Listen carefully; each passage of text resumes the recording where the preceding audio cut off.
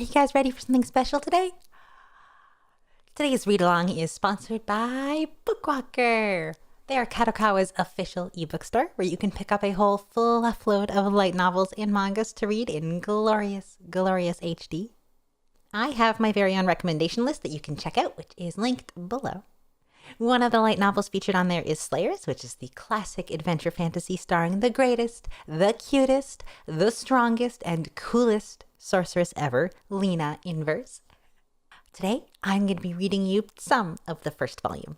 You can follow along on screen, or you can rush on over to BookWalker and pick up volume 1 and read ahead.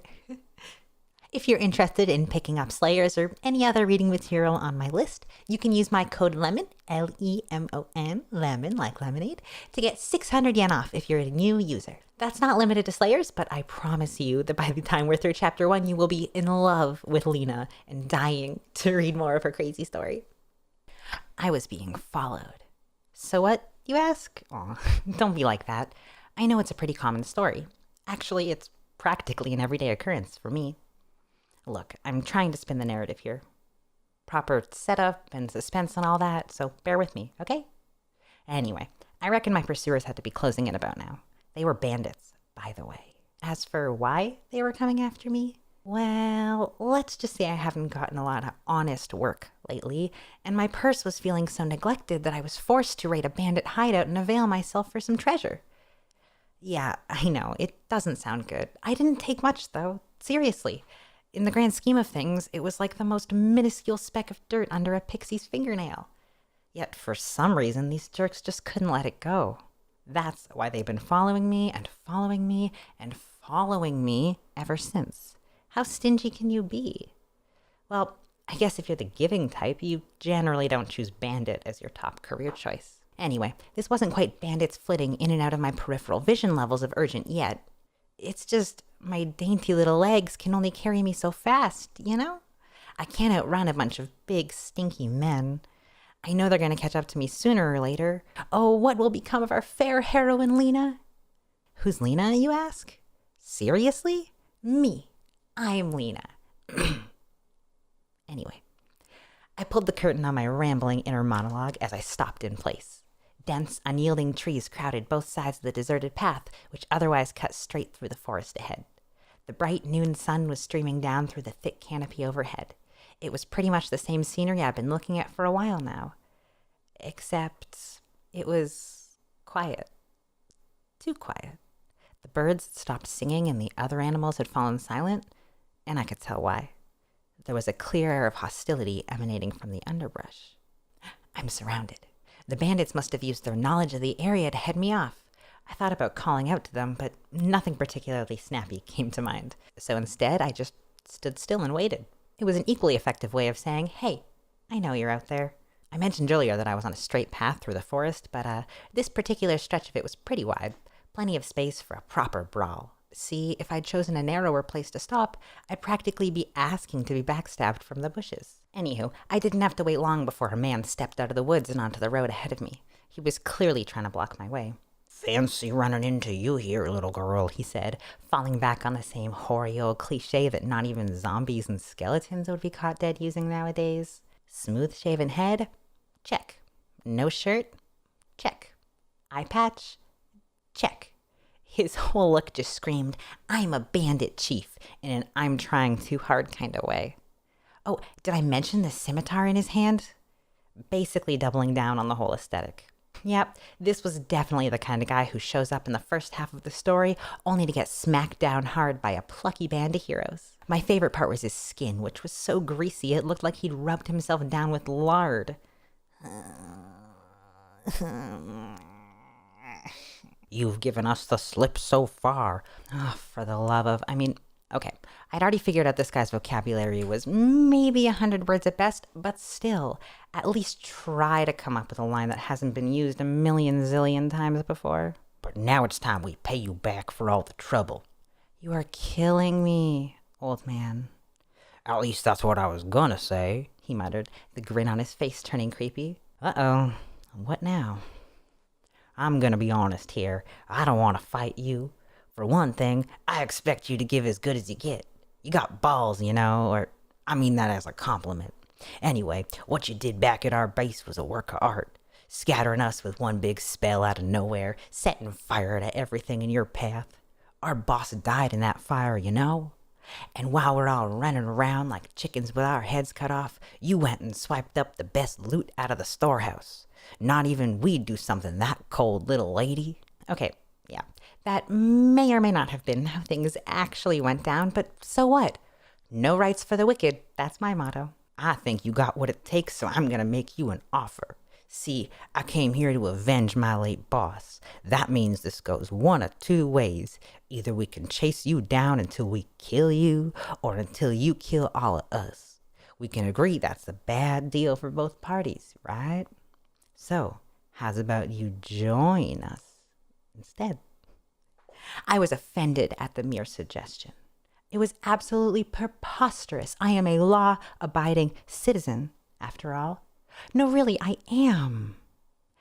Give back our treasure and agree to join our gang, and we'll let bygones be bygones about the boss. The work ain't that hard, if that's what you're wondering. Just do what I say and everyone's happy. I'll even treat you nice. We'll have a few laughs together. Well, not a bad deal, huh? He offered, that gross grin creeping upon his lips again. Oh boy.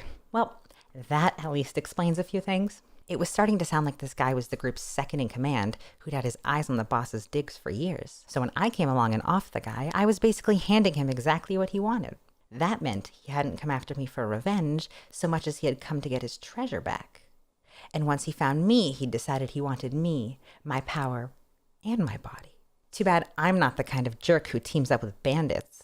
Also, I don't know why he thought I'd be even the tiniest bit tempted by the offer of pawing it up with a quintessentially middle-aged bandit. What girl wants to spend the rest of her days asking, "How did robbing innocent villagers go today, dear?" Besides, I'm saving myself for Prince Charming. Okay, not really, but you get the idea. Better answer fast, girlie. We can't be hanging around here all day. We gotta find a new hideout on the double. Wow, this guy wouldn't shut up. I guess he's feeling pressured by my lack of response. My voice is pleasantly chirpy and girlish, you see, so I'm sure a few words from me would have helped put him at ease. But why should I do this guy any favors? I just stood there in silence while he kept talking and talking and talking. It was clear he was growing more agitated by the minute. So, what do you think? Say something already, he barked. Nope, I said, countering his long ramble with a single word. I said it brusquely, too, in as deep of a voice as I could manage without sounding unnatural. What the? He muttered, his mouth agape and color visibly draining from his face. You, he finally managed to squeeze out. You stupid bitch. I come to you hat in hand, and this is how you treat me? Well, I know how to deal with trash like you. I'll slice you to ribbons. Come on out, boys. Answering his call, the other bandits hidden in the forest came pouring out to surround me. There were about a dozen of them in total. Not a lot of you, are there? I said, and I meant it. But man, you should have seen the guy's face. It was hilarious. I guess he just couldn't believe I wasn't impressed by the size of his gang. There are more of us, you know. Yeah, a lot more. I got men in the forest with their bows trained on you as we speak. One word from me and they'll shred you like an old rag. But if you get down on your knees and beg me for forgiveness, I might just spare you. So come on, go ahead. Talk about an obvious bluff. Learning to sense people hiding in a forest is sword and sorcery 101. So I'd have known in a heartbeat if anyone was really there, seeing as how I'm both an ace swordsman and a virtuous sorcerer. Oh, Lena, you modest thing. Anywho, just about when I had decided to finish what I had started with these guys, "Hold it right there," a voice called out. We all turned to see who it was and saw a man, a real traveling mercenary type, standing there with the noon sun glittering off his unsheathed longsword. I was kind of waiting for a theme song to start playing, maybe one with a woodwind section. He was tall and slender and wore a gleaming black breastplate that looked like it was made from iron serpent scales. He looked to me like your archetypal light fighter, the kind of guy who capitalizes on speed and technique over brute force. His hair was platinum blonde, and I gotta admit, he was pretty easy on the eyes. There he is. "Turn tail and run home, you petty thieves, unless you care to taste my blade," he said brazenly. The frustrated bandit leader's face went from pale to purple. "Butt out. This ain't none of your business. Just who are you anyway? I have no name for scum like you." Oh my gosh, now that was embarrassing. But it's what he honestly said, so I have to relay it. Ugh, I feel like I just swallowed a bug. Anyway, you see this kind of thing all the time. Whenever someone's in trouble, guys like this come out of the woodwork. Funny that they're usually good-looking and pretty decent fighters to boot. "You brat, I'll take care of you first then. Get 'em, boys." "Right." And just like you'd expect, a big ol' sword-buckling action scene broke out. I'd consider helping Mr. Hero out, but then I thought, you know what? I'll let him have his moment. I decided to go all in on the damsel in distress role instead, running around aimlessly and screaming my head off. Boy, was that the life. I got so into screaming and flailing that the fight was over before I knew it. Needless to say, Mr. Hero came out on top. "Are you all right?" he asked as he turned his eyes to me, and was stunned into silence. This was fairly normal. I mean, not to brag or anything, but I'm a pretty hot little number. I've got those big round eyes, that cute little face, that kind of trim, slender, petite silhouette that just fans a man's protective instincts. He let out a grand sigh, one of admiration, no doubt. But then he whispered something I heard clear as day. "Oh, it's just a kid." Ugh, okay, that really hurt. But he didn't stop there. With all the fuss over her, I figured she'd at least be attractive. I stuck my neck out hoping I'd make a good impression, but it's just some doe-eyed, flat-chested little kid. Okay, so maybe I'm a little short for my age. Okay, maybe my chest is a little on the modest side, and fine, maybe I look a little young for my years, but you don't have to twist the knife, damn it. I mean, sure, he probably thought I couldn't hear him mumbling to himself, but unfortunately for everyone, I've got pretty keen ears. I've been told they're sharp as an elf, in fact. Nevertheless, it was true that he stuck his neck out to save me, even if I let him do it. So I figured I should at least thank him. "Thanks a lot. Really," I mustered with a forced grin. "I only did what any man would have," he said with a faint laugh. "I hope you weren't harmed, little miss." "Little miss? Huh?" "But you know, it's not safe for a young lady like yourself to be out here alone. Do you have an escort? Is your father with you?" "As it just so happens, I'm traveling alone." He probably couldn't see it with my bangs covering my forehead, but I was sure the veins were popping out of my temples. "That won't do, but worry not. Your new big brother will see you home safely." "Why, you... So, where do you live, little miss?" Well, I don't have any particular destination in mind. I was thinking of heading for Atlas City, though." Oh, yes, of course. What a brave little thing you are." "Excuse me?" "Well, there's no need to worry. Life can be complicated. I understand." No, don't speak. I understand completely." Okay. I'd been staring at the ground this whole time, speaking in the most restrained manner I could muster in an attempt to hold back my seething irritation. He seemed to think I was some poor little girl who had been forced to leave home under some less than fortunate circumstances. I patiently attempted to correct him on that point. No, really, you see, I'm just kind of traveling the world, seeing the sights." "Please, no need for excuses," he said, as though admonishing a child. "I won't press you any further." Okay, yeah, this is hopeless. "I know. I shall escort you to Atlas City myself." Hey, hang on a minute. No, you don't have to do that. Give me a break. Atlas City is about 10 days from here.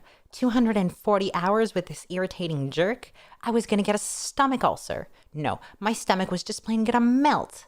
Don't be like that, little miss. I can tell you need a friend right now. That's not your call, man.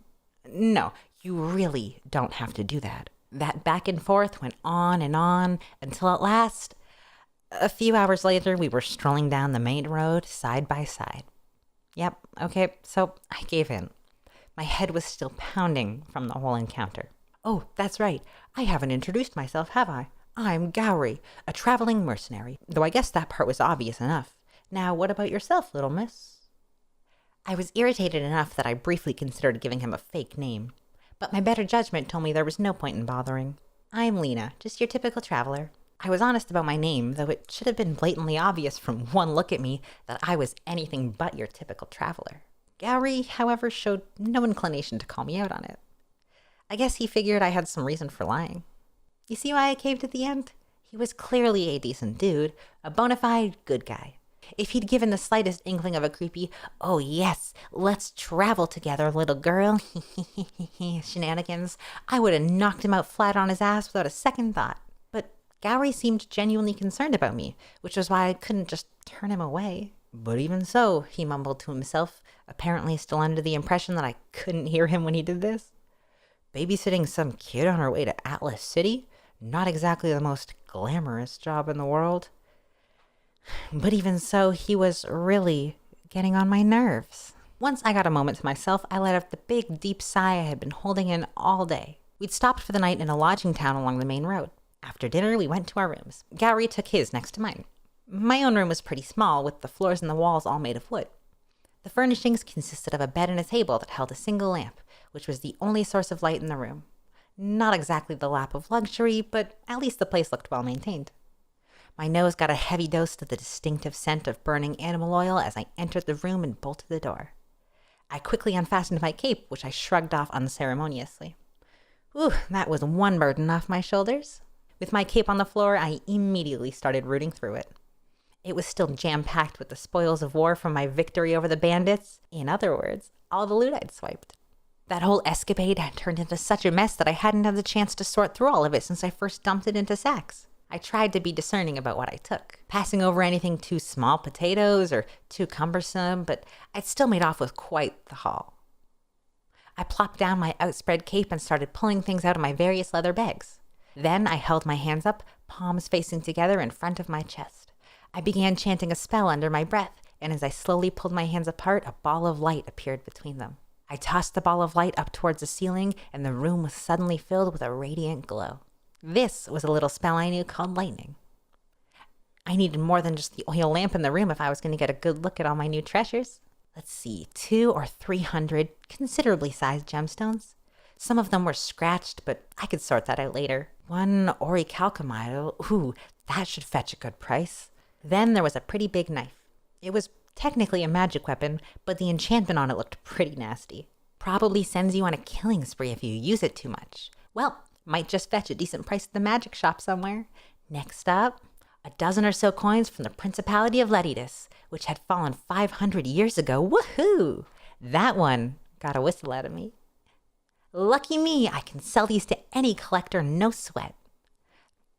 That about wrapped it up for my haul. Not the most valuable stuff in the world, but about par for a random group of petty bandits. Of course, valuable is relative, mind you. Even if I lowballed myself selling all of this, I'd still walk away with enough money to provide a normal person a comfortable retirement. What? No, I'm not greedy. Magic is just an expensive business, okay? Now for these puppies. It was time to get to work on the gemstones. I first organized them by type, and then sorted each type into 2 piles, scratched and flawless. I could sell the pristine ones as is, but the B-grade ones wouldn't fetch much in their current condition. They need a little, TLC.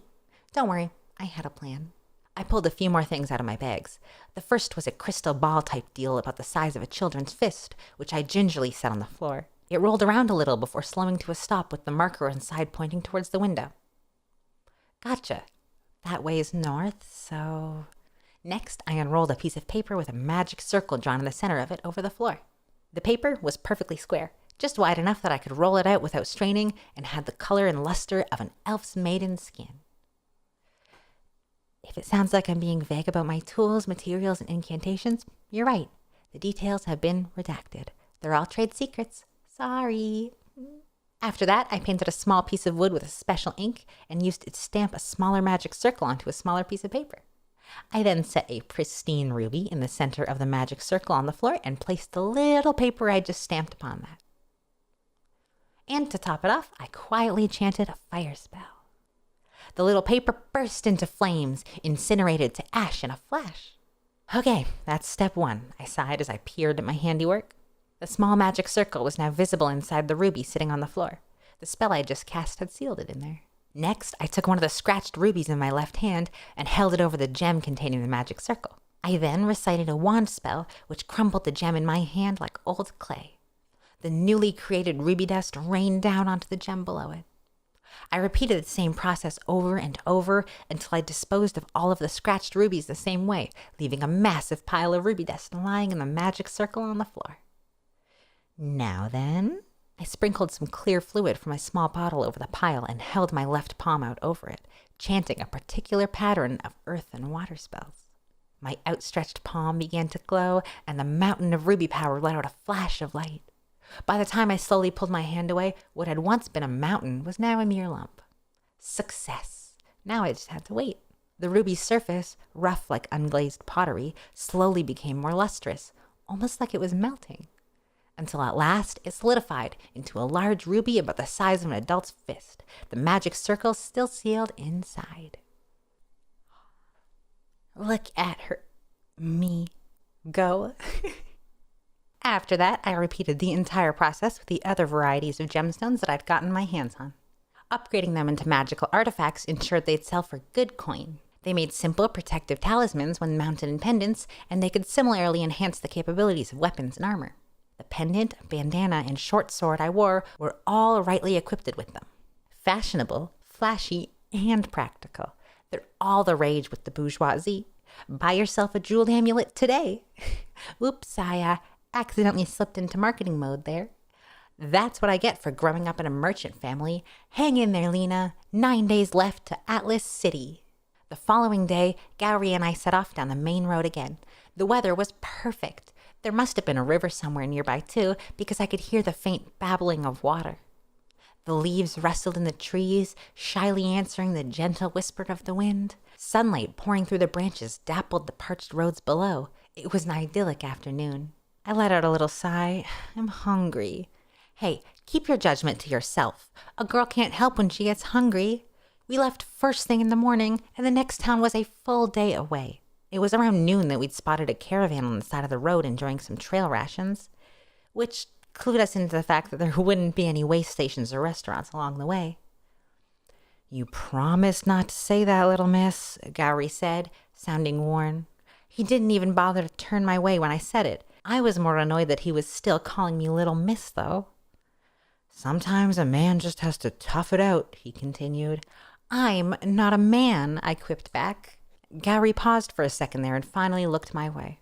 The same goes for women, he said. In tough times, you have to tough it out. Does traveling on some aimless journey really qualify as tough times? Gowrie came to a stop, and we both stared at each other for a long time. Our silence was punctuated only by the sound of the babbling water nearby. In the end, we decided to go fishing for lunch. The river wasn't far off the beaten path and ran parallel to the main road. Technically, I guess I should say the road ran parallel to the river. It looked wide and deep enough to swim in. The water was clear and clean, and the bank was all sandy soil. It was the perfect place to sit and take a lunch break. Here, fishy, fishy, fishy, I sang as I got to work. First, I picked out an appropriately sized fallen tree branch. I then plucked a small fishing hook from my bag and a few lovely chestnut-colored hairs from my own darling little head. I braided the latter into one long cord, which I attached the hook to before tying the whole thing to the branch. Voila! One impromptu fishing rod. All done. Impressive survival skills, Gowrie commented, entranced as he watched. You hold this, I said, handing him the rod as we headed for the water. I turned over a big old river rock and snagged a couple of creepy-looking bugs. I don't know what kind exactly. No moths, though. That were clinging to the underside. I slapped one of them on the hook and cast our line. The river kept babbling as it flowed by. Okay, pull it back, recast, and snag. The river just kept babbling. Sequence abridged for your benefits. It wasn't long before we amassed a small pile of fish. Gowrie started a fire, so we salted and roasted those babies on the spot. That's tasty. If I'm being honest, I like this straight from the source stuff better than fish you get at most restaurants. If they're small enough, I like to gobble them down, head and all. I can't believe you just bite into them like that, Corey groaned, his mouth agape in disbelief. For all his professions of manhood, there he was, daintily picking away at the white flesh of his fish like some little girl.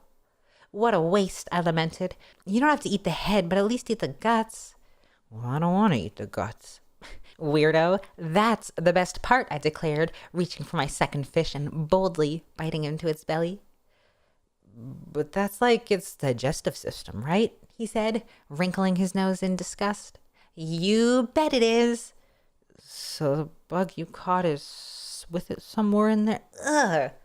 I reflexively spat out what was in my mouth. You traitor. Yeah, I guess it might be. No, it is. Okay, but still, you don't have to say that right as I'm eating it. And so, between all the conversation and my aggrieved inner monologue, we polished off the whole lot of fish we'd caught. And yet, Gowrie ate more than I did, just in case you were wondering. Still a bit peckish, he admitted. Okay, then, let's catch a few more. I stood up, walked away from the fire, and reached for the fishing rod that I'd left sitting out. But my hand stopped midway. I could feel a presence nearby. Goblins, Gowrie muttered, not sounding especially perturbed. His voice was so quiet that I just barely heard him. I caught a glimpse of them earlier, about 24 in all. Ah, of course. I picked up the fishing pole. If this was goblin territory, that would explain the lack of restaurants and rest stops in the area. Goblins are perhaps the most populous species around, so virtually everybody's seen them. Humanoid creatures that stand about chest high. They're nocturnal and fairly intelligent, but they're kind of aggressive in terms of personality. Though they can be a little cowardly, too. They mostly come out at night to steal cattle from towns and villages that are far enough away from the big cities to be vulnerable. Moreover, they're a lot of fun to mess with.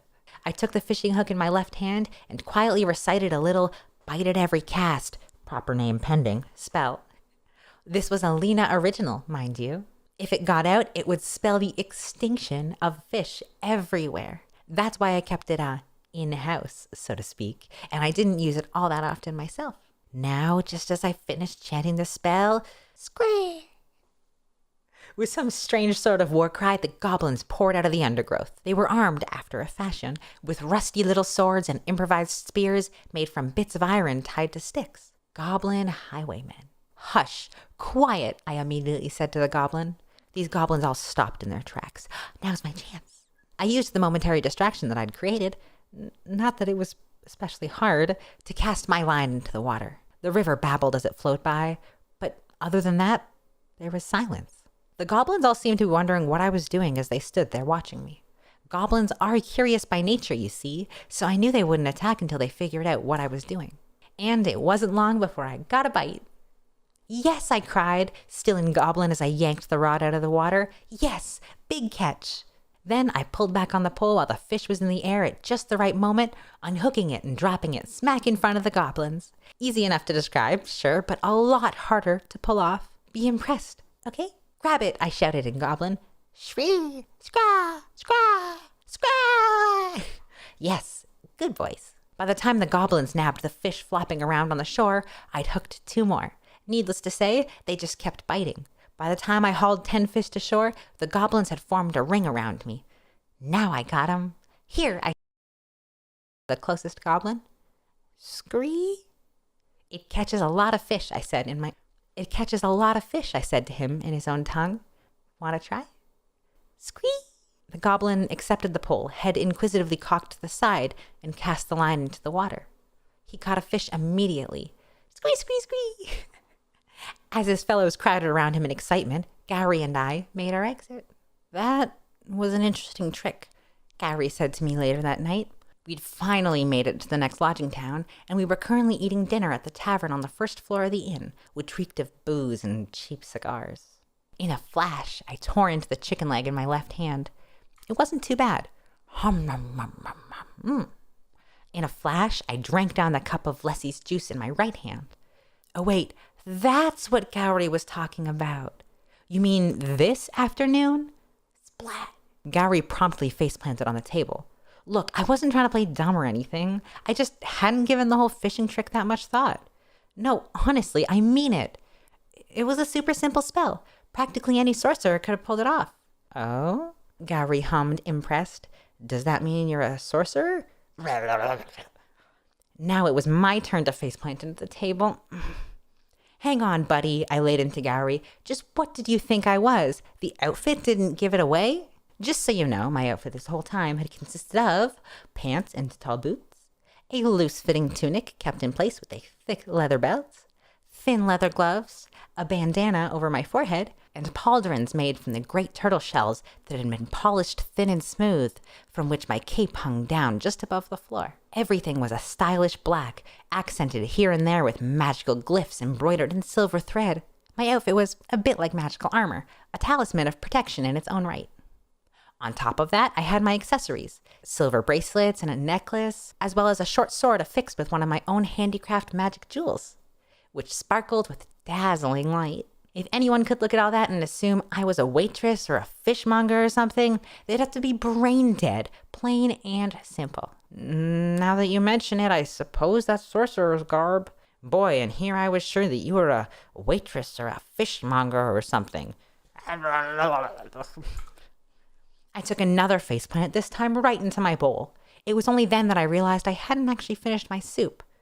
Whoa, I was only kidding. You sure have some great comedic timing, you know? It's not exactly intentional, I said, wiping a potage from my face with a handkerchief. So, just how powerful are you? Can you use fireball? Based on your outfit, I'm guessing you're a black magic user? There were, roughly speaking, 3 types of magic. Black magic, white magic, and shamanistic magic, the latter of which comprised both elemental and spiritual spells. Black magic was definitely my specialty, but don't go getting the wrong ideas. There were basically 2 types of black magic, too. One was curses, and the other was attack spells that didn't fall under the purview of shamanistic magic. And that was my forte. The fireball spell Gowry had mentioned was an elemental fire spell, which meant it fell under shamanistic magic. Most people assumed all offensive spells were black magic, but that was a popular misconception. You think a sorcerer would reveal her secrets so easily? Well, you just seem like the type who likes to talk about herself. Excuse me? Well, no matter. I'll get to see you in action soon enough. I was about to ask what made him think that, but before I got the chance, someone barged into the tavern. That's her! I looked to see who was shouting and... crap. He was unmistakably pointing at me. I mean, he was actually pointing at our table, but because he said her, I just kind of assumed that it meant me and not Gowry. I don't think anyone can mistake him for a girl, more's the pity. A moment later, the room was filled with trolls. I thought at first that their leader was a mummy, but upon closer inspection, he was clearly just a sorcerer wrapped head to toe in bandages. Golly, I think you've got the wrong gal. I quickly balled my fists under my chin and went into cutesy mode. I threw in a fake name for good measure. You couldn't be looking for sweet little Sophia. Shut up. I don't care what your name is. You're the one who raided that bandit camp the other day, aren't you? Uh-oh. Hey now. Gowry looked at me reproachfully. Look, I'll explain later. For now, let's just take care of these guys, I said, turning to size up the trolls. Trolls are considered larger than humans, with strength and toughness to match, but they're also pretty agile for their size. A troll's greatest asset, however, is its incredible regenerative powers. Any non-lethal wound they take will heal right before your eyes. Translation, kill them in one hit, or else. That said, if I got too reckless with magic, I could blow up the inn and hurt a whole bunch of innocent people in the process. Okay, you got me, I declared, kicking back my chair as I stood up. Let's settle this outside. No way, the mum man instantly refuted. Oh, come on. I'd have to think on my feet and come up with a new idea, lickety-split. If you return everything you stole, I could be convinced to call it even, the mummy man offered. Oh, please, you think I'll just let you walk off with my stuff? Check yourself, sorcerer thief. You're a sorcerer thief too, Gowry interjected. Shut up, I only steal from bad guys, I quibbled pointlessly as I prepared myself for battle. Get her! At the mummy man's signal, the trolls leapt at me. I moved as soon as they did. A troll's main weapon is their sharp claws and extreme strength. It wasn't pleasant to think about, but while my outfit provided me basic protection, I knew that one rake from those nasty troll claws would send my guts spilling all over the floor. One punch would knock my head clean off. Of course, I had no intention of letting that happen. The first troll came at me with a big, wide swing. I dodged, then planted my right hand on the troll's back, using that as a fulcrum to spin past it and on to the next one. As this one reached out to grab me, I slid under it, grabbing one of its legs as I slipped between them. Obviously, it wasn't enough to topple the troll, but I did make it lose its balance for a second. I used the opportunity to right myself and head for the next one. All of a sudden, I could feel a hostile presence behind me. Not a second later, a set of claws snagged my cape. Unfortunately for the troll, my cape was all it got. I had unfastened it from my pauldrons a split second earlier. Nice thinking, Lena. The momentum of the troll's swipe got it tangled up in my cape and caused it to fall awkwardly onto the floor. I gently poked it in the head with my finger. On to the next target. After a little more of this and that, I found myself back at Gary's side. Hey, welcome back. Gee, thanks. This big lummox had just been sitting there watching the whole time, not bothering to lift a single finger to help a lovely lady who was struggling. I mean, me, you jerks. The nerve. I'd hardly done any damage to the trolls in my little jaunt. In fact, I hadn't taken out a single one of them. Slippery little minx, the mummy man muttered in irritation. Guess I must have really gotten under his skin. Gary, can you wound the trolls? I asked sharply. Wound them? You know they regenerate, right? Of course I know. Just do it. Hurry. Any old wound will do? Yes, I shouted. The trolls were getting closer by the second. Okay, I got it. Once he agreed to help, Gary pulled his right hand out of his pocket. In it, I could see some nuts he must have plucked from the trees on the way here. You know, the small, tough kind that squirrels love gnawing on. But the next thing I saw was a flick of Gary's hand, and the nuts were gone. Irk! Yow! The trolls were suddenly groaning and clutching various parts of their bodies. Their arms, their sides, their foreheads. It was some genuinely impressive sniping. He'd propelled the nuts so hard that they'd pierced the trolls' thick hides and embedded themselves deep into their flesh. Talk about incredible power. Against a human opponent, a few hits like that could be lethal. Clever trick, child, but if you think that's enough to defeat a troll, the mummy man started to boast, but was interrupted mid-sentence. Grrr! The trolls were screaming now. The acorn-sized wounds Gary had inflicted on them were growing bigger and bigger as we spoke. What the heck? What's happening? The mummy man shouted in confused desperation. Gary, too, could only watch slack-jawed as the wounds continued to expand in all directions. Some of the trolls were ripped in two at the waist, while others were bisected vertically. Once it was all said and done, more than half of the trolls had been reduced to nothing more than masses of dead flesh. This was my handiwork, of course, but it wasn't exactly a joy to look at. Good thing I'd already eaten, you know? Gross. Anyway, I left the 4 trolls and the mummy man standing. Most of them looked less than thrilled about the prospect of rushing back into the fight. The panic and confusion over what I'd just done had rattled them pretty good. Fear of the unknown is a powerful thing, but nothing's that scary once you know the trick behind it. See, when I'd touched each of the trolls earlier, I'd cast a little spell on them. A kind of inversion of the white magic spell Recovery. Recovery maxes out a person's physical and spiritual regenerative powers, which encourages their wounds to heal. What I'd done was the opposite, reversing the body's ability to heal, and as fast as possible at that. Of course, the troll's naturally potent regeneration abilities made the process even more intense. Reversed and amplified, said abilities would cause even the tiniest wound to tear their whole body apart. By the way, this spell was another Lena original. It felt kinda, evil. So I'd never used it in combat before. And while it had really done the trick scaring the hell out of my enemies, I swore not to use it again. Another Sorcery 101 lesson. Never use spells that will haunt you in your dreams. Anyway, I figured my dirty little trick would send them all running with their tails between their legs, but one of the trolls seemed determined to press its luck. In defiance of all good sense, it actually charged right at me. I drew my short sword and sprang into action while chanting a hushed spell under my breath. I may be small, but I had agility on my side. My blade clashed with its claws 2, then 3 times, leaving the troll vulnerable for a split second. Now! I buried my sword deep into the troll's side. The troll, however, sneered with a smirk that just screamed, "Gotcha!" I had done exactly what it was hoping for. It knew it couldn't outmaneuver me, so it had to intentionally give me an opening to stab it. And with my sword stuck in its hide, I was a sitting duck. A play like that would have been suicide for most, but with a troll's regeneration, it was a valid strategy. Too bad it wouldn't really work on me. I let the troll enjoy its little moment of triumph, and then I put an end to things. Come, lightning! I channeled a monovolt through my sword and into the troll, who never stood a chance. Its enormous body went into convulsions, and the poor sap was dead before it could even scream. It was a clever plan, but I'd say I did you one better. The troll's corpse fell to the floor with a thud, and I decided it was time to make sure the baddies knew who was in charge here. In case that wasn't clear already. Okay, It's time to get serious. I clapped my hands together in front of my chest and slowly began to pull them apart, chanting all the while. A sphere of glowing light appeared between my palms, its iridescent flicker growing as I moved my hands further and further apart. "Ah, a fireball!" the mummy man shouted in desperate panic, his eyes wide. "Withdraw! Withdraw!" And with that, he scrambled away with the remaining trolls in tow. I let out a relieved sigh, still holding that glowing ball of light in my hands. "Hey, you're not done yet. What about the fireball?" Gary shouted while backing away swiftly. I guess even a lummox like him knows how dangerous a fireball was. See, fireball's a pretty popular offensive spell.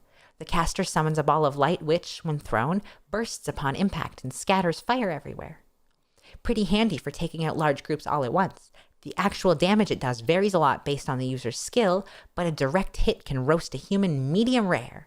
Easy. I scrutinized the ball in my hand before abruptly tossing it into the air. So cute. The entire tavern let out a collective shriek before everything fell silent. Eventually, Gowry looked up timidly. "That wasn't a fireball," I explained with a mischievous smile, pointing at the glowing ball now raining light from the ceiling. "It was just the lightning spell."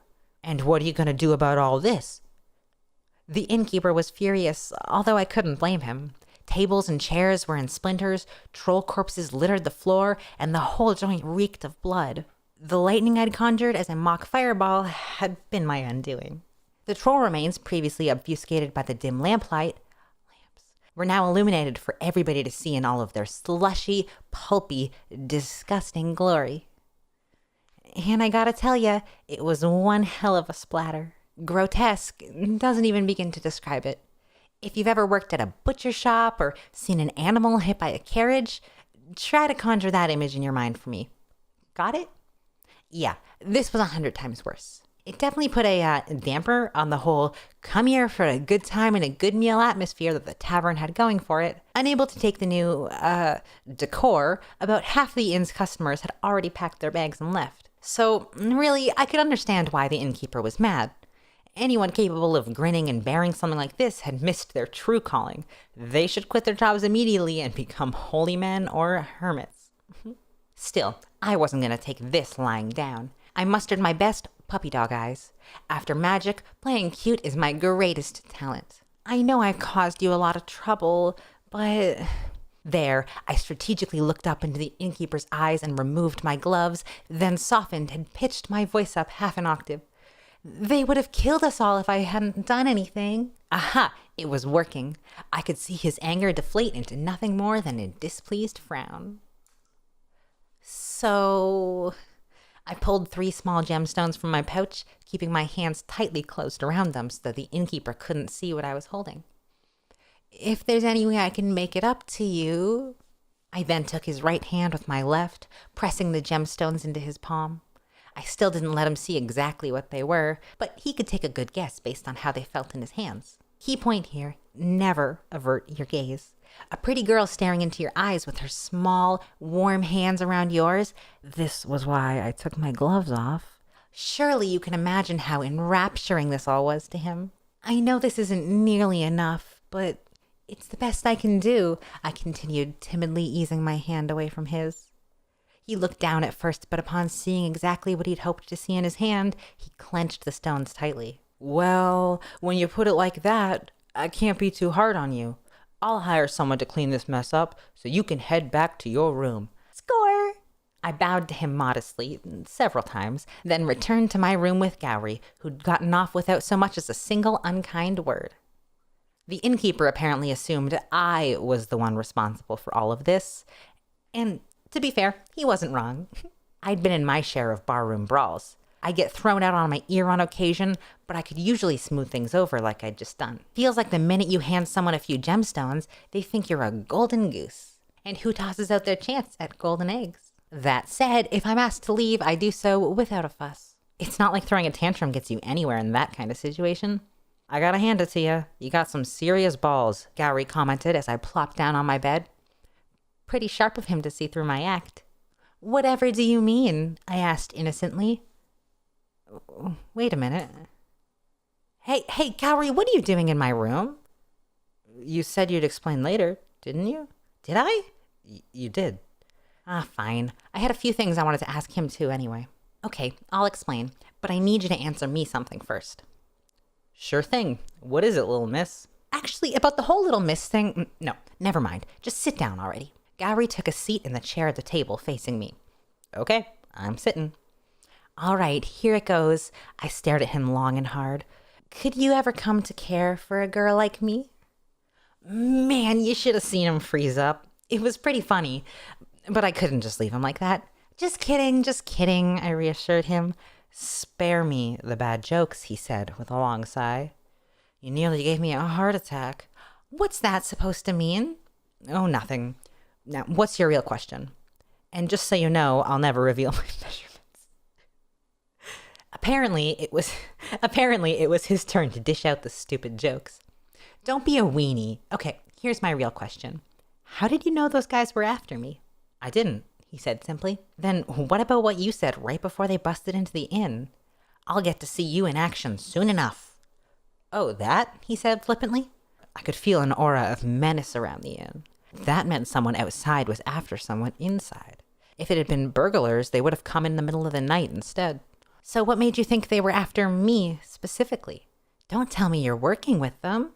Let me finish already. I just figured that no matter who it was or what they were after, you'd end up getting involved regardless. You seem like a pretty soft touch, and more importantly, like someone who loves sticking her nose in where it doesn't belong. I didn't have a comeback for that one. He was spot on. Actually, I'll leave it to you to decide whether I'm really a soft touch or not, but it is 100% true that I love sticking my nose where it doesn't belong. My big sister back home used to say that about me all the time. So that's that then. Satisfied? I suppose. Now, do you have any other questions for me? No. Then it's your turn to explain. What did you do to them and why are they after you? I let out a sigh. Fine, I'll tell you. I then gave him the rundown of how I ended up here. It all started when I'd heard some local villages were suffering under the bandits' reign of terror, so I went to put a stop to it. Then, while I was gathering up the loot they'd stolen, I skimmed a little off the top for myself. You know, like a commission. Apparently, the bandits didn't much care for that, and they'd been chasing me around ever since. What's that you say? I thought you attacked them because you were bored and broke. Keep it down. That part's between us. Okay, fine. So I was lying to Gowry. But what's a story without a little artistic license? Anyway, once I finished telling Gowry my tale, he nodded thoughtfully. Aside from the doing it to help the villagers part, that's all quite plausible. He was really sharp. Anyway, this has confirmed something for me too, I said, quickly changing the subject. What? Gowry asked curiously. Not that I'd actually piqued his interest. I think he was just indulging me. I'm pretty sure they never saw my face when I attacked their base. Yet somehow they've been tracking me all this time. I thought that was weird, but lo and behold, they have a sorcerer on their side. That guy wrapped in bandages? Yeah, I bet he was injured during my raid, so he's been out of action until today. And he's using magic to track you? Exactly. Magic really can do anything. Not anything, really. There are things that it can and can't do. It's more likely that the mummy man put a marking spell on one of the items that I stole, or maybe all of them, and that's what he's been using to track me. Not even the best sorcerers can track someone down without any clues whatsoever, after all. Oh, really? Gowry asked, though he still sounded quite confused. Yes, really. Now, any more questions? No, teacher. Good. Then I was going to say today's lesson is over, but before I could land the joke, there was a knock at the door. Gowry and I both sprang into action, taking up positions on either side of it. Gowry reached out to put his hand on the knob. Who's there? I asked. I came to make a deal. You have something in your possession that I want to buy. You name the price. The visitor said from the other side of the door. I don't believe you. I'm not surprised. I wouldn't believe me either. You'd have to be crazy to let someone in your room under the circumstances. Wow, really? Thanks. I'll be taking that advice and not letting you in then. Wait a minute. I know this sounds suspicious, but for the moment, I mean you no harm. Way to be obvious there, buddy. Your goodwill's going to expire the moment you step inside, right? I realize that it's fruitless to tell you not to worry, but you have that impressive bodyguard of yours in there, don't you? Gowrie and I looked at each other. Just so you know, if you try anything fishy, I'll personally show you the biggest attack spell I've got, I warned the visitor. Wait, you're letting him in? Gowrie panicked. Don't worry, I've got my impressive bodyguard in here, don't I? I said with a wink. I then stepped away from the door and moved to the back of the room. Okay, we're opening the door now. Come in quietly and don't make any sudden moves. Do it, Gowrie. After a moment's hesitation, he complied and slowly opened the door. The visitor entered. Chapter 2. Bad guys come even when you most expect them. Well, our visitor sure looked suspicious. He was clad head to toe in white. White cape, white robe, and a white hood drawn so tight around his face that I could only make out his eyes. And he wasn't alone. Well, well. I didn't bother to hide my change in expression when I saw that he was with the mummy man who'd sicked the trolls on me earlier. The two of them slowly stepped into the room. The mummy man was limping a little. Gowrie closed the door behind them. The mummy man looked over his shoulder in alarm, but the man in white was completely unfazed. They came to a stop in the center of the room, with Gowrie and me flanking them. So you and mummy man here know each other, I said. The mummy man's eyes went wide in outrage, but before he could lay into me, the man in the white stopped him. He sure knows how to make a strong first impression, I added. I'm sorry about that, replied the man in white. His name is Zolf. He takes his responsibilities very seriously, but that inclines him to impulsiveness at times. I hope you can forgive him. Sure, but that's going to factor into my price. It didn't dawn on me until about this point in the conversation that the man in white wasn't human. I hadn't noticed before in the dim lamplight, but what I could see of the area around his eyes looked like it was something more solid than skin. I mean, I wasn't about to reach out and touch it, so I couldn't be certain, but it sure looked like it was stone or something. I thought he might be a golem for a second, but I dismissed that theory quickly. Golems were created to serve humans, and this man had a glint of self-determination in his eyes. Very shrewd of you, but fine. Let's negotiate, he said. Okay, you want to buy something off me, right? Yes, something you took from a bandit hideout a while back. What something, exactly? I can't say. You can't say? I questioned with a scowl. No, I can't. This isn't how buying things works in my experience. Just hear me out. If I start by telling you what I want, you might try to overcharge me. Or you might get curious about why I want it and then refuse to sell, no? So here's my offer. Put a price on all the items you've acquired recently. Then we'll pay your asking price for the particular one that we want. I think I get it, but I've got to say, you don't really look like the type to be buddying up with bandits. I've been looking for this item for some time, the man in the white said. Zolf was one of several men I sent to search it out. He infiltrated that bandit gang, and one day they stumbled upon the item in question. Zolf had the bandits steal it, and he planned to make off with it and bring it to me at his next opportunity. But then I showed up, huh? Precisely. Still, using bandits to steal something, only to run off with it yourself. That's kind of petty, don't you think? Well, you're one to talk about pettiness. Ahem. Well, your terms seem fair at any rate. Let's get down to business. My inventory consists of a statue, a knife, and a couple of old coins. I got some gemstones too, but I figure we can leave those out of this. It's clear they're just ordinary gems. No one would let me name my price for them. The old man in white nodded in agreement. Okay, let's see here. Starting with the knife. I proceeded to set a price for each item, as requested. The man in white took a few staggering steps backwards. The mummy man's eyes shot wide open, and Gowrie's jaw went slack. Men, they've got no guts and no balls. If you let the sellers set the prices, you better be ready to pay 100 times the market value. Actually, I just realized I'd inadvertently asked for about enough to buy myself a whole furnished castle. Whoopsie. I was prepared to pay double or triple the market price, but... The man in white managed to stammer up after a few moments. Yeah, I guess 100-fold markup is a little outrageous.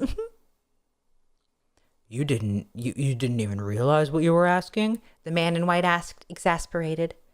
Anyway, since that's definitely too high, slash everything I just said in half. Only half? This little brat is trying to take us to the cleaners. Shut up, Zolf. Brat? Oh, there goes that temper of mine again. I don't suppose you would agree to an installment plan or be willing to send an invoice later. In your dreams, why would I accept stupid conditions on top of the grief of being called a brat by a third-rate sorcerer who can't tell fire from lightning? What? Apparently, Mummy Man was just now realizing how he'd been duped. I called you a brat because that's exactly what you are, you little Zolf. That's enough. The man in white scolded Mummy Man so harshly that it left him shaking in his bandages. All right, here's my final offer. Would you work with me? In 1 year's time. No, in half that. I can pay you 2 to 3 times your original asking price. I folded my arms. Seems like you want whatever this thing is pretty bad. So I bet if I say no, I go right from bargaining partner to enemy, right? The man in white didn't respond beyond slightly arcing one of his eyebrows. As for me, I'd like to limit my dealings with your ilk as much as possible. I can't exactly say why. Let's just call it women's intuition. And right now, my intuition is telling me that I'd be better off dead than working with you. Zolf leaned forward angrily. He clearly had something to say, but he stopped dead in his tracks mid-breath. He seemed to lose his nerve the second he noticed the air of hostility swirling between me and his companion. The sheer force of the man in white's aura told me that he wasn't someone to be trifled with. Our staring contest lasted a few good seconds, but it was the man in white who eventually backed down. He let out a deep sigh. We're at an impasse, then. But I suppose that's life, strong-willed girl. Yep, it's too bad.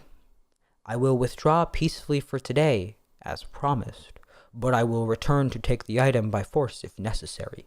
The second you leave this inn tomorrow morning, you and I are enemies. I gave him a small nod, and then he turned to leave. Let's go, Zolf. But... The man in white ignored Zolf's protests and made for the door. Gowry opened it just in time. Zolf lingered a minute, then hurried after his companion. Oh, I forgot to mention.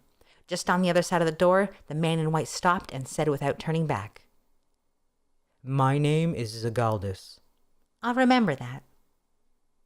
Gowry promptly shut the door behind our visitors. They're gone, he said after a few minutes.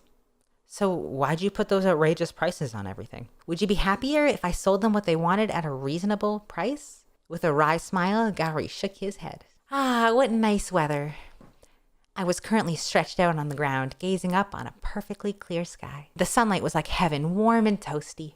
The road we'd been following mostly ran through forest, but we'd come out onto a relatively open plain for now. The sky was bright blue, the birds were singing, and the smell of blood was in the air. It doesn't get much better than this, I murmured. Say, Lena, Gowry said, heaving for breath as he collapsed next to me. You can't just leave a guy to do all the fighting. Will you lounge around and enjoy yourself? I glanced back at the mounds of berserker corpses Gowry had left in his wake. Sorry about that, but hey, I did chip in a little. Only at the start and only a tiny bit. But then, instead of casting even one attack spell to help me out, you just said, you take it from here. Yeah, I guess I might have done that. No, you definitely did, Gowry argued, using his sword to struggle to his feet. You should rest a little while longer, I encouraged, but Gowry shook his head. We need to reach the next town by nightfall or they'll come after us again. Let's keep moving. I couldn't blame him for being frustrated. I'm sure he wasn't pleased that I sat the fight out, and his own exhaustion seemed to be fouling up his mood. But I continued to just lie there instead of responding. Lena, he said in a tone of a scolding father as he walked up to me with surprisingly steady legs. Come on, just a little longer. The sun feels so nice. Enough already, he shouted, grabbing my right arm and yanking. Ugh, I unwittingly groaned in agony.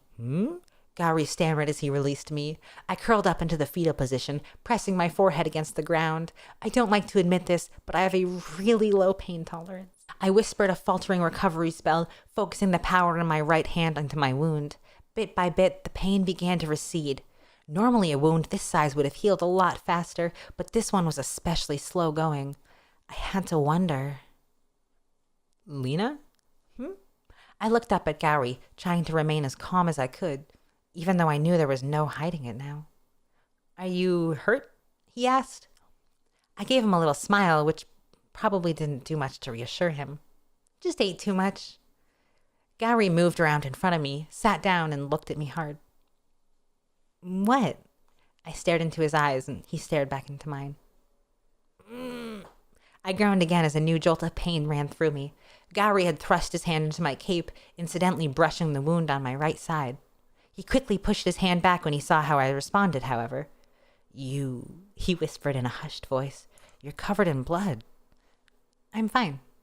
I was doing my best to grin and bear it, but I was also telling the truth. The pain was steadily receding. Are you sure you're okay? I said I was, so I am. I've got a recovery spell going, so the wound will close soon. But, this is exactly the kind of fuss that I was trying to avoid when I decided to lounge around and enjoy myself. I'm sorry. It's okay, but I really will be better soon, so you should take it easy until then, too. Gowrie obediently sat down in front of me, his eyes alight with worry. I appreciate the concern and all, but I'd never exactly been comfortable with this kind of attention. So you were wounded at the start of the fight? Gowrie asked. I underestimated them, yeah. Then you were focused on your healing. I'm sorry I jumped to conclusions. I told you, it's fine. Gowrie said nothing after that.